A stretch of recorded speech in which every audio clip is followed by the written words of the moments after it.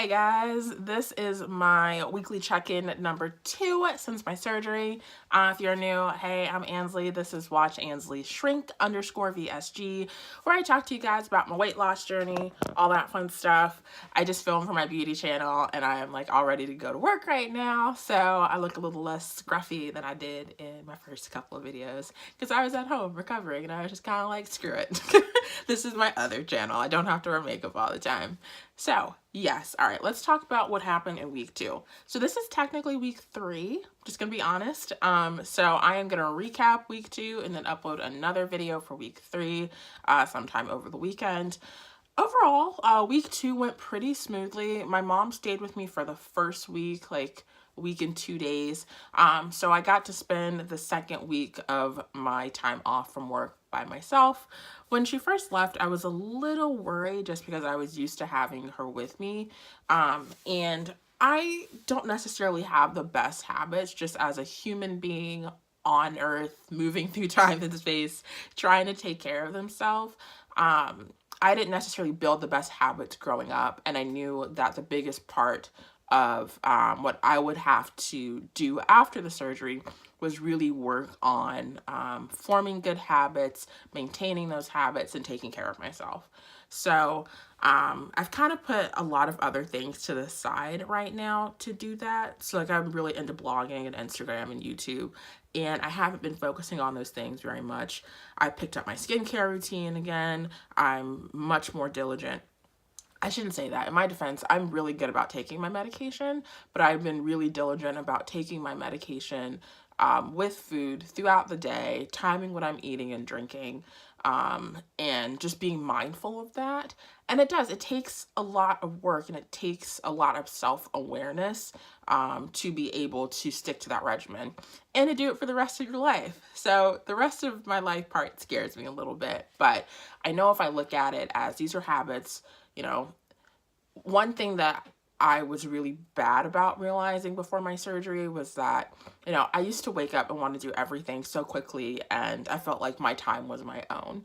I don't want to base this in religion, but we weren't put here on this earth to feel like our time was our own. It's for a greater purpose. Your greater purpose can simply be to take care of yourself, to be a living, functioning human being.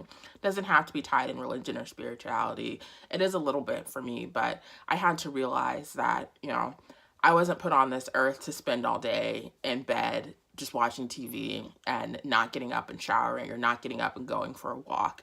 I, in my mind, deprioritize things like that because I wanted to selfishly use my time how I wanted to. And I suffered from that because I wasn't taking care of myself. So I am grateful for the shift in my mindset. Life is a lot more enjoyable when you feel good, you look good, your confidence is a little bit higher. And I just really had to come to terms with that. So there's no way around it. You just have to change your habits. So yeah, that's my little mini rant for this video. But so I've been really good about building my habits. Really didn't have a lot of gas pain the second week. That was kind of taken care of. The liquid, let's talk about the liquid phase. So the liquid phase gets a little obnoxious in week 2 because the first week, like, you don't want to eat anything. You can't eat anything. It doesn't really matter. You just had surgery. You're like, whatever, I'll eat this pudding and this Jell-O and be happy. What I found towards like Tuesday, Wednesday, I have bipolar disorder, and so it's really easy for me to fixate on stuff. I was really fixating on the fact that my surgery had gone well. I was sick of liquids and I wanted to move on to pureed foods. And I didn't follow the liquid diet to a T before my surgery. I didn't really trust myself at that point to commit to the process. That's not true. All right. I didn't trust myself to commit to the liquid diet phase pre-op part of this process. I was diligent about like my doctor's appointments and that, but I just didn't really fully trust myself. And so I was scared to do it. So I only did the liquid diet for like 3 days and not 2 weeks. Turned out fine. But I wanted to prove to myself that I could do the liquid diet post-op for the full 2 weeks. I got to like Thursday and I was just fixating on the fact that like my recovery had gone so well. I didn't have a problem getting my liquids and protein in, and I was just sick of it. I wanted to like choose some food. I wanted something different. So I held out for Tuesday, held out for Wednesday, And then on Thursday, I ended up getting some stuff to do a ricotta bake because I had seen them in a lot of the Facebook groups and they just looked really good. And you could eat that in a pureed stage. So I ended up going to Thursday. Ended up going to Target on Thursday to get all the ingredients. I should have started my pureed stage on Saturday. So I cut it short by 2 days and it was fine. I had grits with Fairlife milk and I had ricotta bake for the first few days. I didn't do like full meal planning and shopping for the week. I just wanted to get I wanted to see if my body could eat those things, how it felt, all that stuff. So with grits, if you make grits, I am Southern, so grits are life to me. I was talking to someone on my Instagram about it. Like, grits are life. I love grits. Do not follow the instructions on the back of the packaging though. I know this, but I was just trying. It's easier if I can like count out everything, so I just follow the directions. The 1 cup of milk just makes really chunky grits, so I would recommend adding more milk. The thing with Fairlife milk though is that I find that it burns really easily, even on a low heat, so that's been obnoxious cooking with it, but it's so high in protein that I'll continue to buy that milk. I love almond milk. Almond milk has like 1 gram of protein per serving. Fairlife has 15 grams. So you shouldn't really eat grits on its own because it has nothing in it unless you mix it with protein. I was going to put the protein powder in it and then use water, but I was like, that's gross. I'll just use Fairlife milk. So grits have been fine. The ricotta bake has been fine. This week I meal prepped tuna and hummus for lunch, yogurt in the morning, ricotta bake at night. The yogurt's been fine. Tuna's been fine. The hummus is fine. I've also been eating eggs. The eggs have to be cooked really, really soft. Otherwise, I feel like they're sitting in my throat. So in terms of experiencing the feeling of full, I don't really ever feel full. I'm trying to work on feeling satiated and that being my experience with food and not feeling full, because apparently feeling full is not very comfortable. So there's only been like twice where I felt like I've had food caught in my throat, and it's horrible. It sucks. I really hate that feeling. So it's nice that instead of like that feeling of like I just want to unzip my pants and my stomach is gonna explode, to feel like I'm choking is a much more apparent sign that I need to stop eating. So I've had that feeling a couple of times. It's mostly happened when I've had eggs. If they're cooked too hard, they just sit in my throat and it's uncomfortable. But if they're cooked a little bit runnier with some milk, good to go. And I've had the foamies once. Again, gross. Don't recommend it. Ugh. You get like this foamy feeling in your throat. So I haven't thrown up during this process, but apparently that's like the equivalent of throwing up, I guess. I don't know. I had eaten a drink at the same time, and I wasn't even like really drinking. I just had like a few sips of water after I'd already eaten a full meal, and it just came up as foam in my mouth, and it was gross. So I have experienced those things. Let's see. Sleep has been okay. I'm not the biggest sleeper because of the bipolar stuff. Haven't been in a lot of pain. There was one night where like my circulation was really poor, so I talked to my doctor about it at my checkup. If I'd had it for a few more nights, we would have had to do an ultrasound of my legs, because my legs and my arms a little bit were like numb a lot, but it only happened one night. Everyone was really happy with my 5 pounds that I'd lost. I lost like 5 pounds by the time I went to the doctor.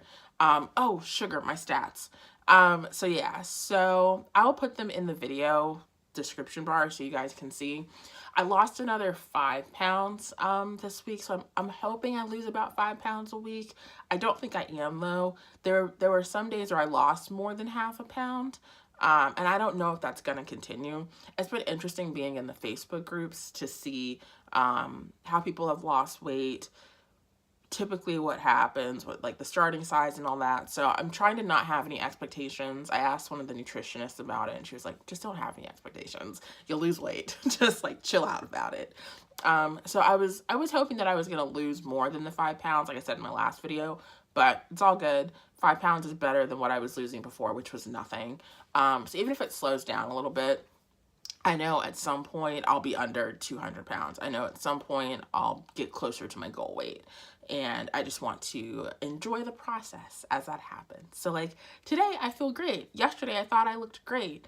And I haven't even lost that much weight. I've noticed that my body is changing in small ways. Like my face feels a little thinner when I look at it. My stomach isn't as big, so like my clothes fit better, things like that. I haven't really gone down like any like clothing sizes yet. That I do look forward to. I think I am gonna have to buy some new work pants though, just because I bought pants. It's all about fitting the waist, right? So I had to go up a size in pants, and they were a little bit big to begin with. And I did lose some weight before the surgery, so they were a little bit baggy, and I think I need to go down a pant size, but I haven't really lost any inches or weight in my thighs, so that's kind of tricky, because I don't want them to be too tight in the thigh. Let's see, what else? I've been getting out and walking a lot. I started to go to the gym, because I got cleared to do light cardio. It's been interesting with working out because, it's not recommended for this process because you're eating so little, and in order to effectively implement cardio or any sort of exercise in your routine, you need to be able to consume more calories to burn off those calories, to create like the appropriate deficit to lose weight. When you're on this diet, your body is like, is she starving me? Is she eating? What is she doing? So your body kind of freaks out a little bit. And, you know, putting cardio on top of that, I've been trying to learn more about how your body reacts to it, but apparently working out can stall weight loss on this surgery and this process. So I like to go, this is what I've been doing with the gym. I want to get to a point, and I think I have gotten to a point where I just enjoy going. It's not to burn 300 calories in 30 minutes. It's not to, you know, crush it. It's not to lift all the weights. It's not to run as fast as I can, because I know if I exercise too much, I'll actually be hurting my body, because I only eat anywhere from 600 to 700, 800 calories a day. I'll talk about that in a minute.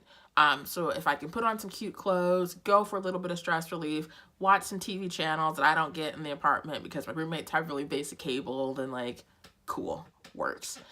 So I treated myself to, this is some week 3 stuff, but I treated myself to some new skincare stuff, treated myself to some new workout clothes, and I had a great day celebrating the weight that I had lost, celebrating my surgery, and it wasn't tied to food. So I will make a video about all the mental preparation that I put in, but I'm really glad that it's paying off, that I'm able to enjoy this process. So the other thing I've realized is that I'm able to take in, you know, all the nutrition that I need. So I'm going to need to be mindful of not overeating, or eating things that are super high in calories. I really need to just focus on getting my protein and keeping the calories low, because protein can get out of hand. The more protein that something has in it, typically, you know, that's additional calories, because, you know, that's just kind of how it works. So it's not always worth it to get the protein shake that has the most protein in it if I only need a certain amount of protein, and the extra calories aren't worth it. So I've tried to cut out things in my diet like Jell-O and pudding. I don't want to start this process out feeling like I always need to have a dessert. So I'm trying to cut that stuff out. I'm going to talk in my next video, if I remember, a little bit about like artificial sweeteners. I really want to focus on cutting that out of my diet. One thing I've noticed is that plain water doesn't really taste good to me anymore, especially if it sits overnight. It's like the grossest thing to me. That has been a bummer just because I love plain water. I loved it before the surgery. And so I'm finding I'm putting like all this Crystal Light stuff in my drinks, and I'm gonna run through all the stuff I bought, and then I think I'm gonna end up putting fruit in my water. I think it's an expensive, wasteful habit to do that, but I just want to get the artificial sweeteners out of my body. I'm also finding that I'm craving like sugar-free sweets and stuff, because I've been eating them because I've wanted some candy, and I know I don't need it, and I don't need to just like keep it stocked in the house. So I'm gonna run through what I have and try and find some healthier alternatives just to have them around. But that did give me insight into how you can gain weight back by like snacking or grazing throughout the day. You know, the calories from the candy add up. And by like having that extra meal, I'm not quite intermittent fasting, but I kind of am. It's not intentional, but I stop eating around 4, 5, 6 at night, and then afternoon/night, and then I wake up and eat closer to about 9 in the morning. It is easy for me to get another meal in at night, but if I've already hit my calorie goals, I just need to stick with my diet, feel satiated, and leave it alone. So yeah, so I think those are all the updates I want to bring to you guys. I've started some non-scale victory stuff. So I started a yarn wall. Check out my Instagram, you'll see. I just measure my stomach every week and then post the yarn up so it'll shrink over time. I'm also going to get some arts and crafts this weekend and get like a vase and get some pebbles. And every time I've lost like a full pound, I'll add a pebble to the vase. So it'll grow over time.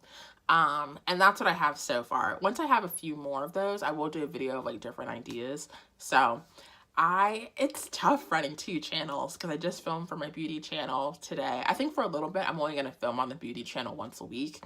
And I have a few ideas that I want to put out for this channel. So I'm going to try and get through that content first and then balance 2 channels and 2 Instagrams and a blog and a life. But yeah. So thank you for tuning on in. If you have any questions, feel free to comment them down below. I can only base it off of my experience and what I have read of other people's experiences, which is a little dicey. Don't really want to comment on that, but I can talk to you about what I know. So if you do have any questions, yeah, comment down below. If you enjoyed this video, let me know. I do take this channel seriously. I'm not growing it in the way that I grow my other accounts, but if you like these weekly check-ins, a thumbs up does let me know that the content is something you like to see because it's direct feedback for me. And subscribe if you're interested in my journey and the different types of topics that I'm going to cover. So that is it, you guys. Take care. I need to go to work. It's about that time. And I will see you guys shortly. So bye.